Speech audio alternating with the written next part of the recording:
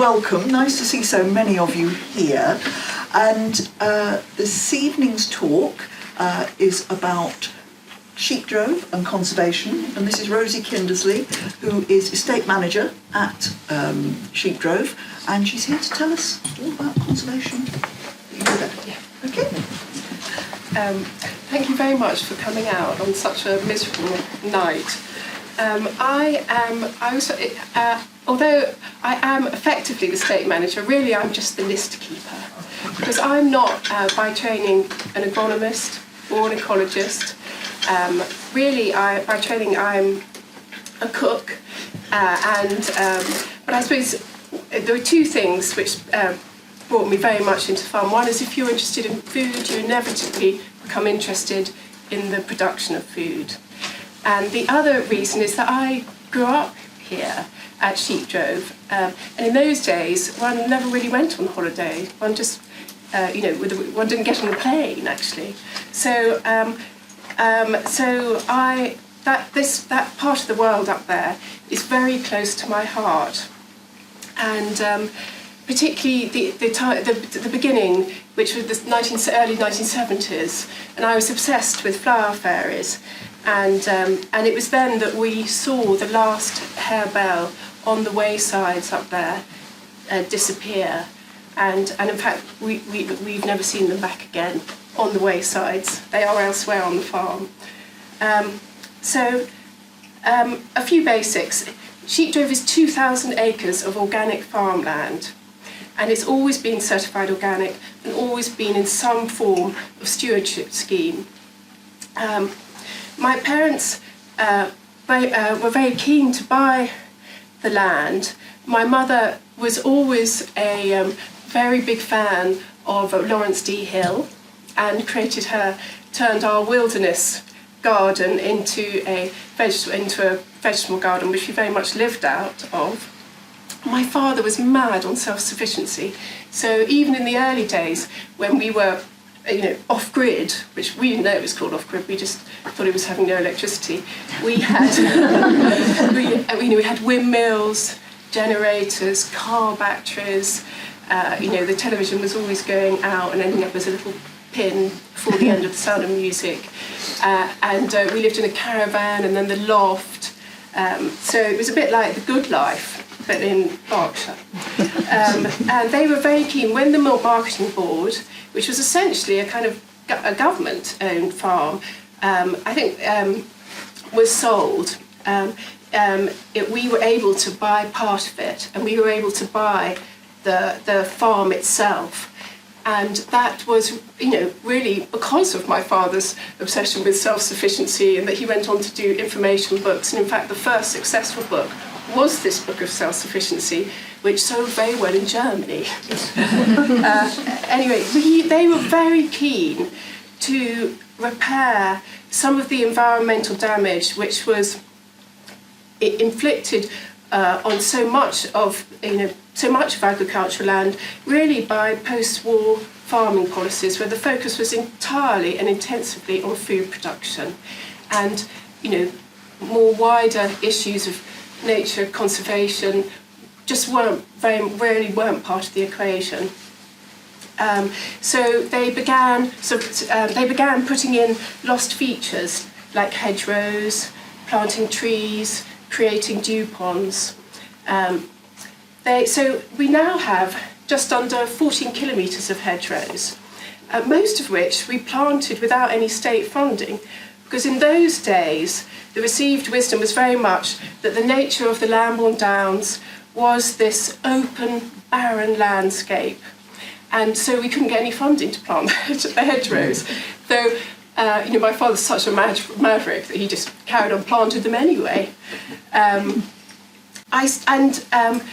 This is still a slight mystery to me, but this idea of what historic landscape which was being preserved. Essentially, it was one of, first of all, enclosure, and secondly, of post-war kind of semi-industrial farming. And I'm never quite sure why we want to memorialise those particular eras of history, which essentially kind of pushed everyone off the land, and it's always an interesting question. What should the land-born downs look like, and whether we should be looking towards a landscape, perhaps remembering the commons or other eras when people were more involved and lived more closely off the land. Because we know that landscape was intensively occupied. We know that from the lynchets which remain. Hardly any of them do remain, but they were the system. I don't know if you know what lynchets are, but they were the system of showing the land, of showing the little boundaries of everyone's land and their little mounds. And if you stand in certain parts of the downs, sometimes you can see them, and sometimes you can feel them, because they're under the ground. So they're little mounds, and they create the fields. And if we go even further back, as Bob Brewer will tell you, there's Roman and Iron Age stuff everywhere. And we're always having to fend off metal detectors from Sheepdrove, because there is, I get endless messages from Instagram saying, can we come out for a while? Because they know there's so much evidence of human activity there. Anyway, so that's hedgerows. We also have 40 acres of broadleaf woodland, and that's a mix of plantations and shelter belts. And even in 2000, we planted a woodland called the Millennium Wood, also known as Jonathan's Woods, after Jonathan's Porret. And this was to offset Forum for the Future's carbon emissions. So it was a very early example of planting trees to offset carbon. We also have 50 hectares of lowland calcareous down grassland, which is probably the rarest habitat in Europe. And in fact, the first thing we did when we took over Bockhampton Down in 1995, which is slightly before we were able to take over the whole farm, was to restore it to species-rich grassland. And it's there where we saw the first harebells and the first devil's bit scarius on the farm again. Now, sustainability is a very important part of organic farming. The idea is that all nutrients are recycled and reused and remain on the farm. It's a bit like, circular economy. Nothing much is sold off. Obviously, we sell the grain and we sell the livestock, but all straw and hay remains on the farm. And nothing much is brought in apart from horse manure from Clive Cox. And no oil-based fertiliser or pesticides. I'll give some examples of sustainable and environmental land management are things like conservation grazing on our permanent pasture. So that would include the chalk downland, which is basically means you graze in the winter and everyone has to get off in the spring, because that's when all the flowers come. And then we also use more and more, actually, some regenerative farming practices, such as growing wheat with nitrogen-fixing beans. Now that seems remarkably effective. So we consistently get milling grade of this particular, when we do that with the spring wheat. Because not all, as I'm sure you're aware, not all cereal crops are suitable for human consumption.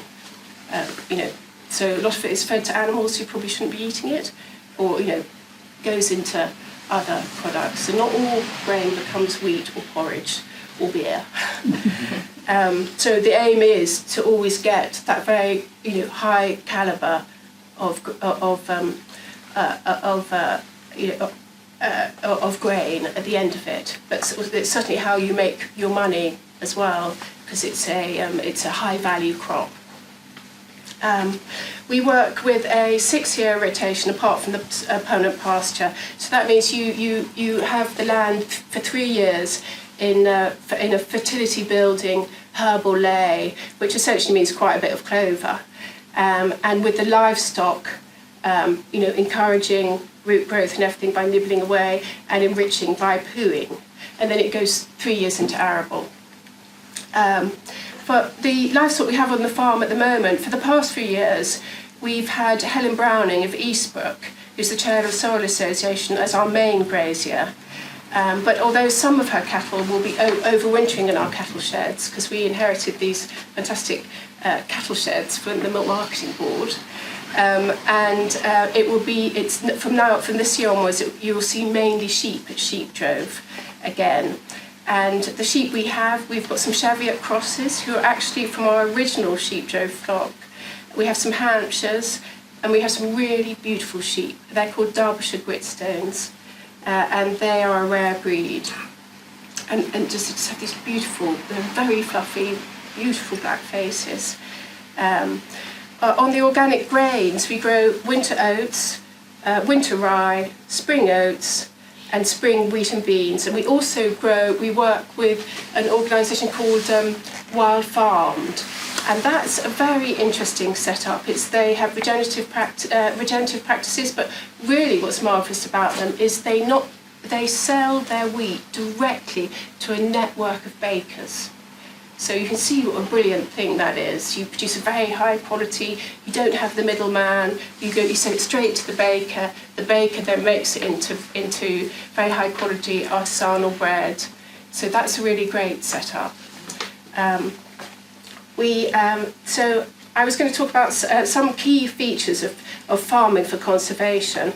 Of course, a living soil, and that's really all about plants, livestock, and looking after this, extraordinary world beneath our feet, which we still don't know enough about, actually. I don't know if you know, but the largest life form on our farm is a fairy ring. So if you walk up the steep hill, leaving up towards South Fawley, you look down and there's a field. There's the sheep shed, and there's a field called the Rough. That was never ploughed. It was always, it really is, I think, I like to think, I'm not the expert as I say, but it looks to me like archetypal downland, in that it's this rough grass and these thorns, it's dotted with beautiful thorn trees, hawthorn trees. And then if you stand at the top on the steep road up to South Fawley, you look down and look carefully at the Rough, you can see this enormous ring, and that field is full of field mushrooms in the autumn. So, but anyway, it's just extraordinary to think how little we know about the world beneath our feet. I was going to talk about hedgerow management. There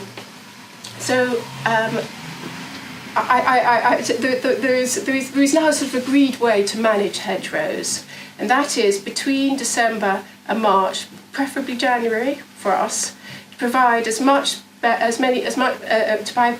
keep the berries on and bushy shelter for as long as possible. You only cut once every 3 years. A hedgerow is allowed to grow untrimmed for 2 consecutive years. The aim of this is bigger and bushier hedgerows, which have more flowers and fruits for wildlife, extra food and nutrients for farm animals, and most importantly of all, a better structure to provide shelter and safe passage for all the wild things which depend on these. So what you're really looking for is a hedgerow like that, so wide at the bottom. So, as you drive around, it would be interesting, particularly at this time of year, to look at who has cut their hedgerows already, and ask why they have. I mean, are they just there is this argument that you need to cut them by the side of the roads, but there are very few, because you're allowed to do that. If it's blocking someone getting past, then you're allowed to do the extra cut. But often the hedgerow isn't right up to the end of the road. So why is it happening now? And the other thing is the hedgerow with the hedgerows, if they're left, they just go up, and they get spindlier and spindlier at the bottom, and you can see all their legs. And again, that's not much good for little animals, particularly mammals, which are very important for owls. And other raptors, but particularly owls, you see the way, I'm sure you've all seen them follow a hedgerow. So those are good questions to ask and hold, are we just an automatic program? Are we the tidy brigade for no real functional reason? Are we burning diesel just to look neat and tidy? The other thing, talking about neat and tidy, actually, there are two other things which are very useful for wildlife. One is to leave winter, as much as possible, to leave winter stubbles. There's lots of grain, there's lots of little weedy growth, and some birds nest incredibly late, actually, if the weather's mild. And by ploughing, that's not helpful to skylarks and other farmyard birds. So if possible, and there are always reasons, might be very, very weedy, which means you want to plough and then you want to let the first weed growth and plough again. So there are always exceptions, but that's a good principle to try and adhere to. And the other is long tussocky grass. And it is important to have quite a lot of that. And this is one of the reasons where the way we manage the waysides is we've always noticed that where there is a road, people actually quite like walking on the road. I completely understand, because the wayside is often wet and difficult. So we generally we just mow an area next to the road, and we leave quite a large bit of the wayside all tussocky, because it's just fantastic barn owl hunting land, and it's also very good for pollinators to overwinter. There are so many things. Obviously, when there isn't a road on either side, we go straight down the middle. We mow straight down the middle. So that actually tussocky grass and things, that brings me on to field margins, which are basically habitat reservoirs. I don't know if you've heard a lot of talk about the edge, and a lot of regenerative farmers talk about that. And they, according to all our particularly all the ornithology volunteers and ecologists we work with, they're absolutely right.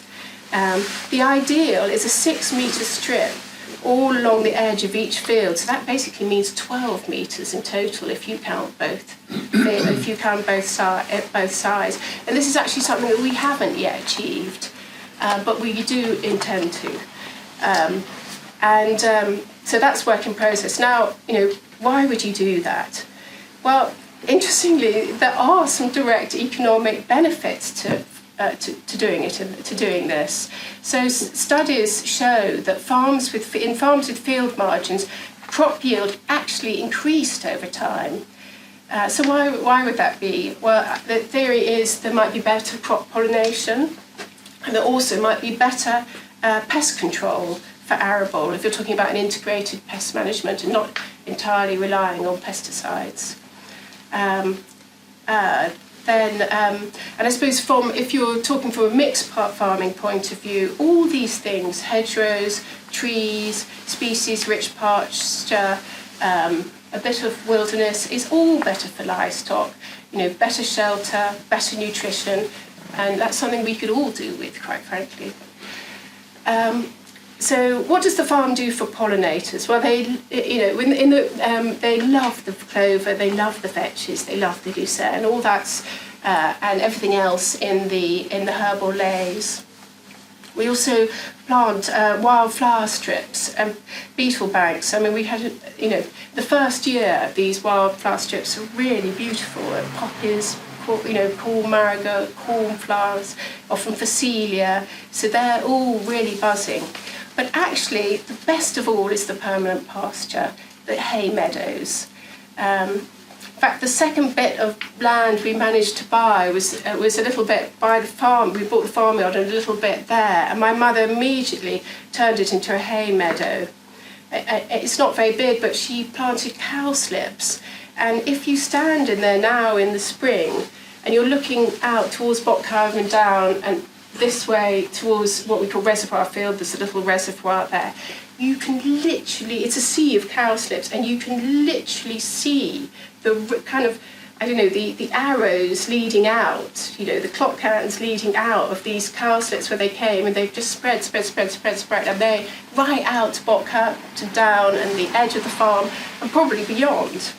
So we're working to restore yet more chalk downland. And we do have another area, triangle field, which is due to start next year.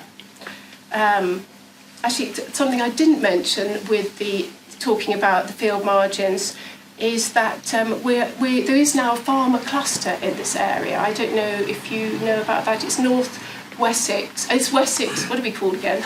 I think it's Wessex Downs Farmer Cluster, and practically everyone has joined. Actually, apart from tenant farmers, who are always disadvantaged by these things because it's impossible for them to make plans. But all the landowners, big and small, have joined.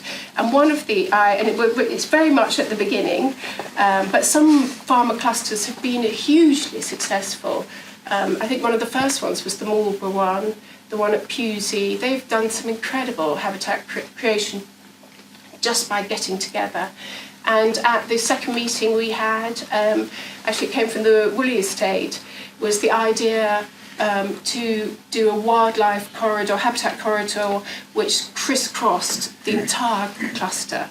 Now that would be an amazing thing, because that's the trouble with a farm like Sheepdrove or any other higher level stewardship farm around here, is the danger of these farms becoming kind of silos. So ecologists turn up, they've got loads of farm members, it looks terrific.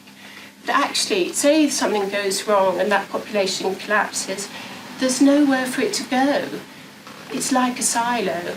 And so that's what we need, is to have habitat connectivity throughout this area for wildlife really to flourish. And we can only do that at landscape scale, and that has to be with farmers joining together. Where am I? Oh yes. So the trouble with chalk downland for us is that we spend all this time, building up the fertility with all the clover and poo and everything. With chalk downland, what you need is very low fertility. So the first thing you have to do is wind down the fertility, and that's often with a crop like barley. The other problem is you've introduced, in the herbal layer, some rather vigorous plants, and as you know, chalk downland is all about this incredible mixture of plants who thrive on very poor soil. Now, so so a non-organic farmer could just spray glyphosate and kill all that. Now we can't do that, so it's quite a complicated business actually, and so you have to seek advice and do soil analysis, get someone in to work out exactly what you have to do on a field by field basis. And we had 2 fields we could have done it with, and one is just too high fertility, and the other we have to manage down, and the other is still too high fertility, but we can manage it down. Still on pollinators, we work with the Bumblebee Conservation Trust, who are often called Save the Bumblebees.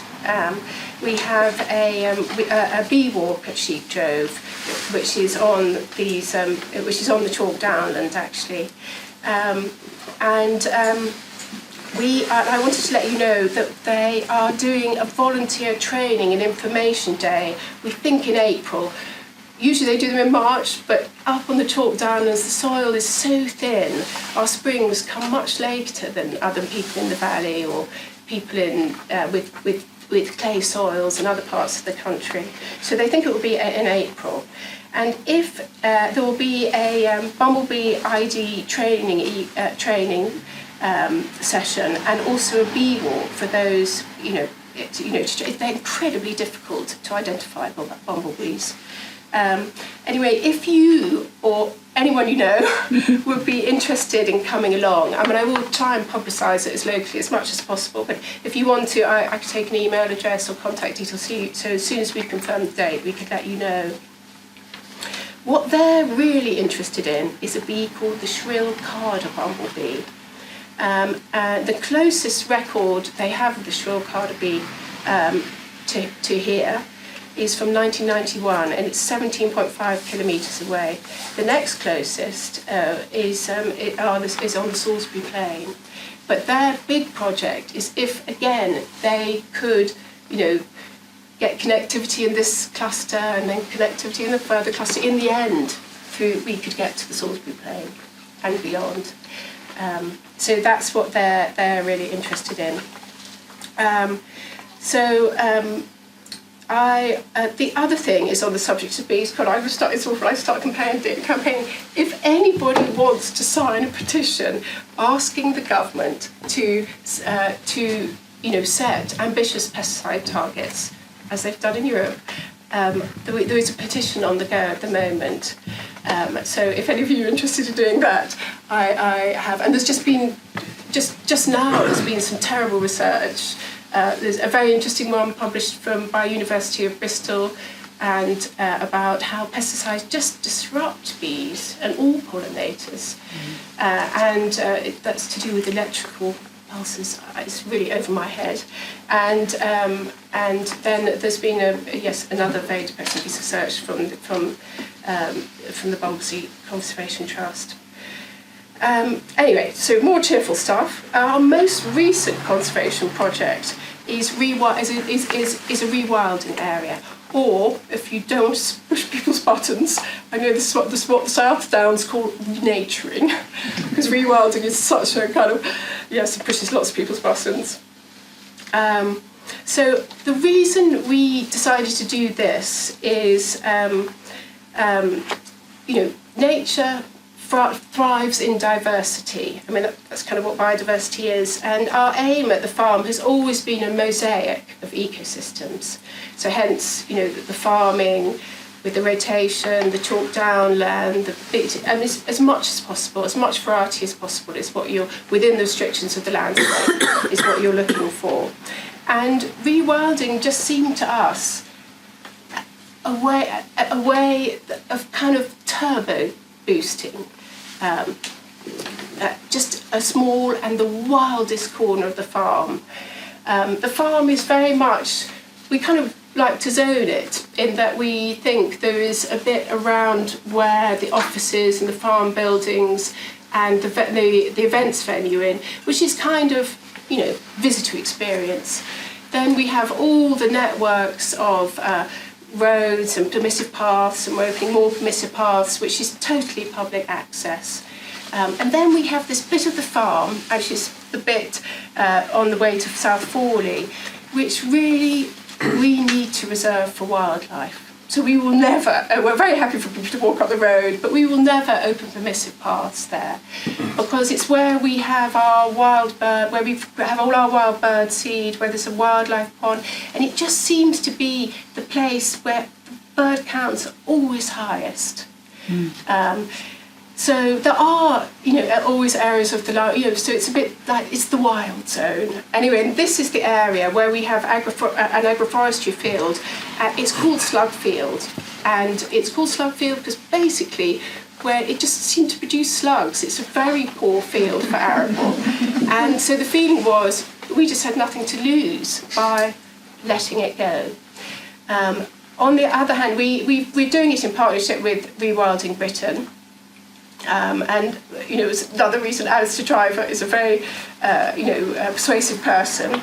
And that meant that we've put in really quite a robust monitoring system, which not everyone does when they rewild. So that means we've got ornithologists, we've got people studying invertebrates, people studying butterflies, we've got plant life, looking at the botany, we've even got someone, some PhD trying to study the carbon captured. That's way over my head. And again, it's a project funded without any third-party intervention or contribution, because that's how we were able to do it. Because again, it as was seen as not an appropriate thing to do on the Lambourne Downs. Anyway, but you can't stop people from doing nothing. So that was the view that we felt and also the state of Slug Field. So we felt it was worth doing. And although rewilding is a very long-term business, like all nature restoration, we had our first annual review this October. And the ecologists who undertook, the invertebrate, the butterfly, the ornithology, and the botany surveys were able to confirm that compared to the adjacent control field, there was a wider variety of species and in greater numbers, which were recorded, as though perhaps the more varied habitat was preferred. It's difficult to know whether that will be confirmed in subsequent years. But specific beetles and spiders, who are key indicators of environmental change, were also recorded, which could be promising. Then I wanted to talk a little bit about the corn bunting, because they also seem to like the rewilding a lot. They're farmland birds, but they're not very sexy, they're not very iconic. And how you would know them is that when you're going on a walk, there will be a bird perched on the highest point of the hedgerow. There'll be some little bit of sticking up twig, and it'll be right up there, and it'll be just singing away. Now, and it's a very long song, but it's very, very, very fast. So corn buntings, like all farmland birds, need a mix of open grassland and arable, which is why livestock remain a key element in sustainable farming, whatever they say about farts. Corn buntings were very much a specialist of this area, and the North Wessex Down is really the centre for the species. There used to be loads in the fens, but there aren't anymore. But even nationally, the population has declined by more than 90%, even though it used to be one of our most common farmland bird species. Now, we've been hosting, as well as ornithologists, we've been hosting some animal behaviouralists on the farm. They're from, they're from, and they're not just animal behaviourists, they're behaviouralists. And they are from London University, Royal Holloway. And if you were wandering around the farm, you might have seen on lots of fence posts these funny little boxes. They were recording boxes, and what they were doing was recording the song of the corn bunting throughout the farm. Now, they're interested in the corn bunting because it's a learnt behaviour, the way they sing. They learn from each other, just like we learn to speak from each other. And they learn their songs really, really accurately. So every 2 years they update their songs, and all the males in a dialect, they have dialects as well. So a corn bunting from the land, it won't be the same as a corn bunting a farm away. They have different songs. And so all the males in the dialect area will update their songs. And this apparently is unique in the animal world. And the only similar example is the humpback whale. Can you imagine? So you've got the humpback whale and you've got the corn bunting. Anyway, so they have these dialects in one area, and an area is about the size of a farm, apparently. They sing the same 3 songs, and those in another area sing a different 3 songs. And the reason these scientists are so interested is that studying birds, they're looking at birdsong as an indicator of stress in the population. And the question, of course, they're asking is, how do human practices, farming practices, shape the changes in these songs? Because what they found is in areas where there are many less corn buntings, the songs are much less complex.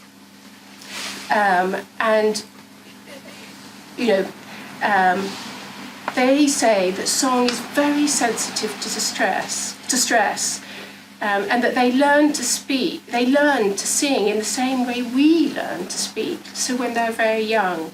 So if they're not thriving when they're young, if stress hormones are high, and this could be because of this will be because of environment, though, what reasons? Is it pesticides?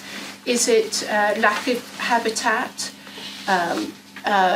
Which means they're isolated. There aren't enough of them.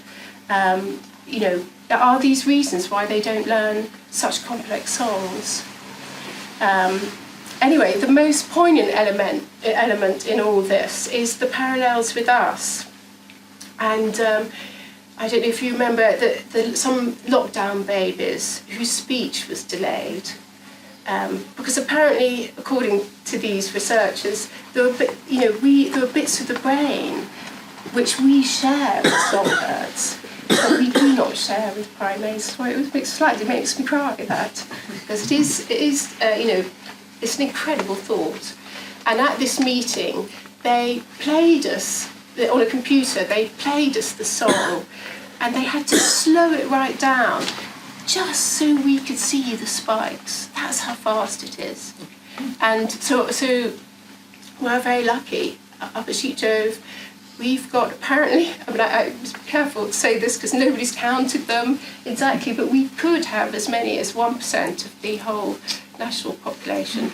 I feel very worried about saying that on video, I'm sorry. Anyway, but this is the area, North Wessex is the heartland for this, so that's not so accessible. The idea is, can we help them spread out? And that's something which partnership with the farm cluster and other clusters could maybe achieve. So I wanted to talk about two more elements of habitat creation. One of the game changers at Sheepdrove was water. So far we've created two dew ponds, and we're about to create another. And I personally would love to continue until we have a dew pond in every dip. Everybody knows that water is a magnet for wildlife, so creatures live and breathe in the water, and others use water as in drinking places. And ponds were very much once a common feature of the farmland landscape. And apparently they were originally managed like hedgerows, but obviously, there became a drive to reclaim as much land for food production post-war. And then, of course, there's the exquisite thing about ponds on the downs, because standing water is a very scarce commodity on chalk downland. And apparently, dew ponds were originally created to provide a fresh source of fresh water for grazing sheep. And I don't know if you've read On Gallows Downs by Nicola Chester. Anyway, it's really beautiful, so I put this in. She says, romantic and mysterious, dew ponds are the only source of water up here. There are no springs, rivers or natural ponds. Rainwater sheds quickly off the smooth domed hills or percolates slowly through their chalk to refill aquifers that run the chalk streams in the valleys far below. For a place that was once the sea, it is exceedingly dry. So we've done that, but actually nowadays there's all this talk about biodiversity net gain and so on and so forth.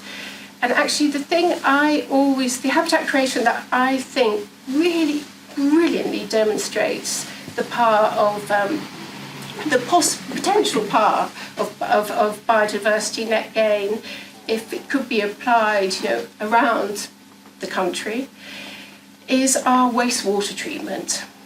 So this wastewater treatment takes all, and I mean all, the wastewater from our venue and offices and the farm buildings and the cottages and turns it into swimming grade water that then returns to the aquifer clean.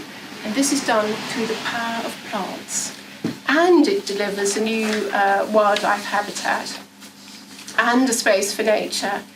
And on top of that, it's delivered. It's an environment which it's our best-selling farm stay. We've got a boathouse beside it. People just love going there to stay isolated, off-grid, wild swim. And also it's our favourite wedding photo hotspot and mini-moon stay. So everyone stands beside it, and has their picture taken in their finery. So if that isn't biodiversity net gain, I really don't know what is. And when you're up there and you see the swallows and the house martins and everyone diving in the summer, it's amazing, it's incredible. And I just don't understand, not just me, but I think everybody doesn't understand why this solution to wastewater treatment is not more widely spoken of and implemented, actually. If you want to know more about it, the technical term is a constructed wetland. It's often called a reedbed system in the UK. So, you know, apparently, artificially created wetlands, you know, have always existed for the treatment of wastewaters. And they don't use any power. The whole thing is done by gravity. And before we had this bigger one, we had one up at the farmhouse. And it's just 2 ponds, which treats the water from the runoff from the farmyard and the farm buildings and the house. And it, you know, I think there were ponds there because it used to be a dump for the barbed wire. But it's and that, you know, is extraordinary. The way, again, water is just the most incredible thing.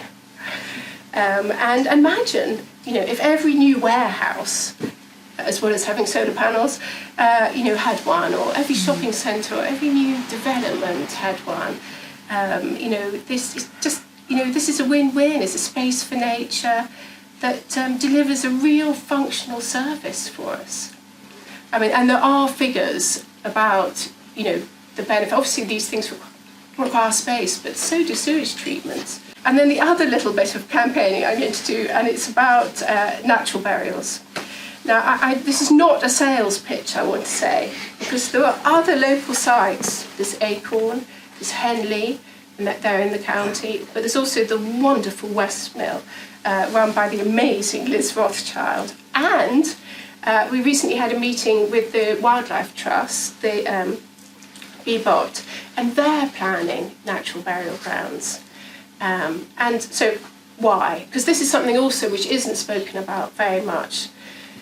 Okay, conventional burial, very simply, conventional burial uses too much land and there isn't enough of it left. Cremation releases too much CO2. You know, more than 3/4 of us choose cremation.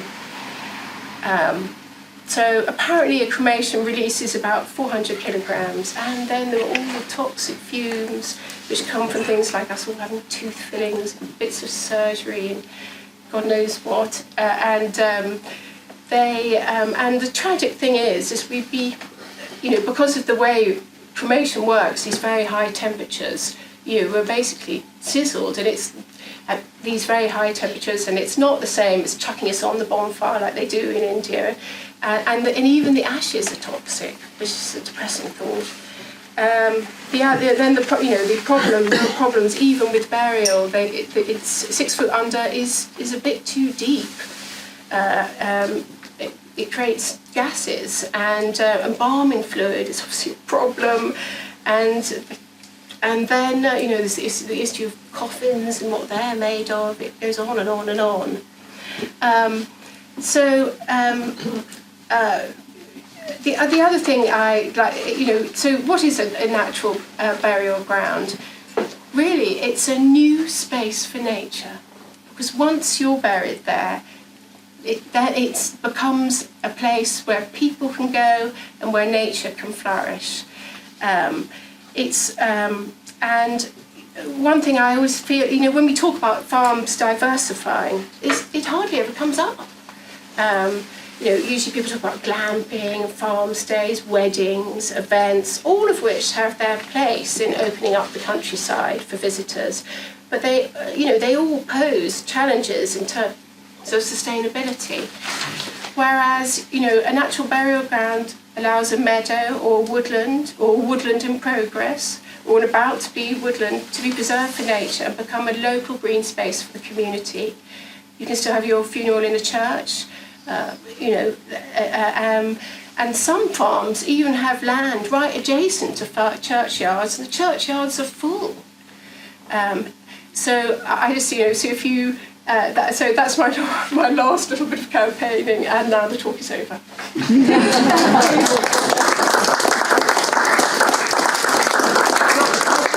I've just got a few little bits of things you might want to look at.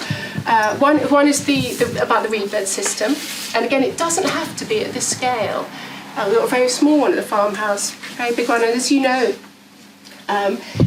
West Berkshire has declared a climate emergency, and they need to be carbon neutral by 2030, and I very much feel that that this could be part of a solution, as could natural burial.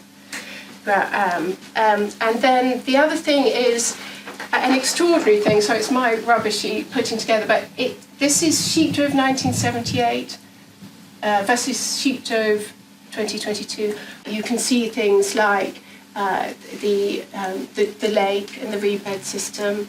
You can see where some of them, you can see there's a dew pond there. You can see all sorts of signs of hedgerow. Here, this is the red barn with the burial wood, and again, you can see, to me that still looks like downland, but it is no doubt, there's more space for nature.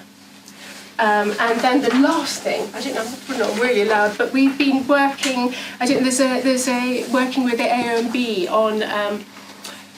It's called Farming in Protective Landscapes, a scheme, and they helped us with the advice for the chalk downland, and they also gave us funding to produce some signs, because we're opening up more permissive paths.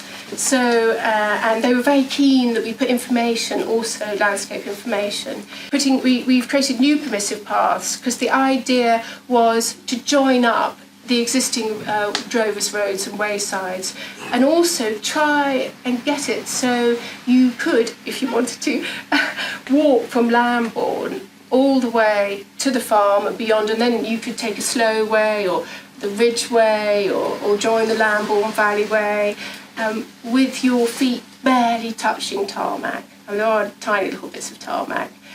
So those are from 2 points.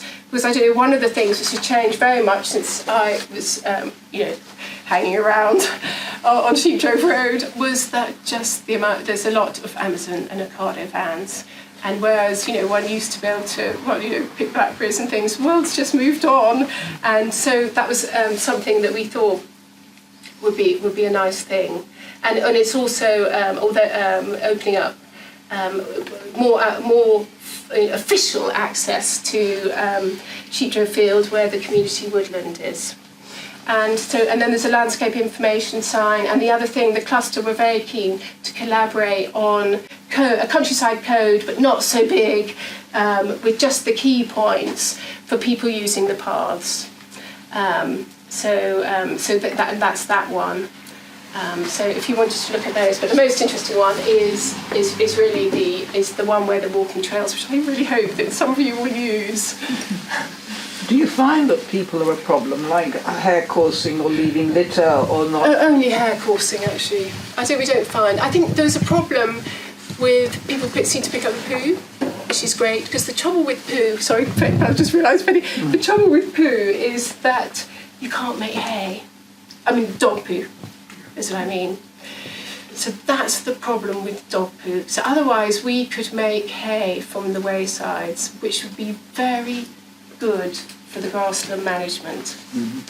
And you could graze them as well. I mean, not us, but somebody could graze them. But so that's the problem with dog poo. Then the problem with dogs off the lead is very much during the ground nesting bird season. And I think that still isn't quite understood. Because it is very difficult. Dogs love running about, and you're up there in the wide open downs. Of course you want the dog to run about. But the truth is that we do need to educate ourselves about ground nesting birds, because the horrible thing is, when they're disturbed, they don't go back. It's really depressing. So that's very depressing. So no, we don't. The only problem we have is with hair coursers. So that's part of our thing with these permissive paths. We're opening up farm tracks, and so we need to get special gates. They're gates which can be locked and padlocked, like a bloody prison. We have to make it, it's so awful. But they have what's known as a personnel gate in them. So it means that a person can open the gate and step through. So yeah, I know there is an issue, and another reason, that's all the more reason for people to come up there, because the more eyes. I don't know that I really need to say very much other than thank you very much, Rosie, because in terms of perhaps more immediate in the sense of general lives and things in the parish. The dreaded nutrient neutrality. Yeah. You know, no development for the foreseeable future, people. Yeah. Because you're putting phosphates back into the aquifer Yeah. or the river. And it's things like your reed beds, your you know, the wetland filtering and that sort of thing. That's what's going to be the answer. It won't be the entire answer. No. And on a dry surface like chalk downs, it's tricky. Yeah. But, you know, we are looking at what perhaps was thought of as a sort of niche, you know, market and organic farming that many years ago. Actually, we're coming to you for solutions now that will make a huge difference to everybody. So, you know, it's really interesting hearing what you're doing, and thank you very much. Thank you.